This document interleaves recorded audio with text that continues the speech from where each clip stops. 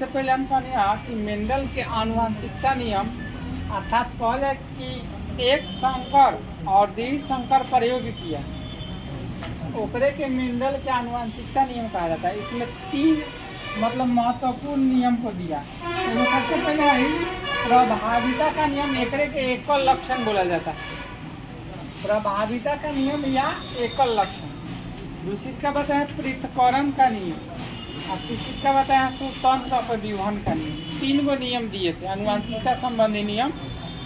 Mendel ने आनुवंशिकता संबंधी नियम 3 गो, एगो बोले एकल लक्षण या प्रभाविता का नियम, दूसरी का पृथक्करण या युग्मक शुद्धता का नियम, तीसरी का स्वतंत्र अपव्यूहन का नियम। 3 गो। तो सबसे पहले अब कह रहा है कि प्रभाविता का नियम या एकल लक्षण। तो इस नियम के अनुसार जो मेंडल था,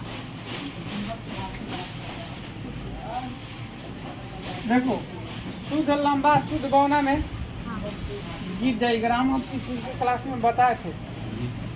तो शुद्ध लंबा शुद्ध बौना में संकरण कराता है मेंडल टी होगा ना, इधर से भी टी होगा ना।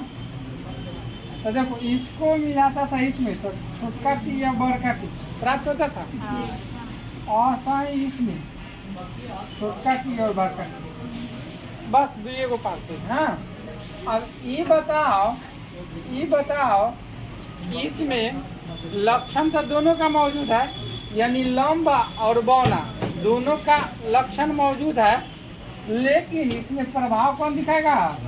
लंबा वाला प्रभाव दिखाएगा। कौन वाला दिखाएगा? लंबा वाला। और दूसरी का क्या है? बौना वाला लक्षण मौजूद है, लेकिन इसमें छिपा हुआ है।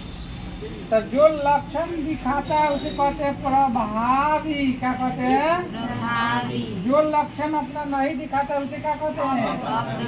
अप्रभावी। क्या कहते हैं? तो यही कह रहा है कि प्रभाविता का नियम। तो प्रभाव इसमें किसका प्रकट हुआ? लंबा।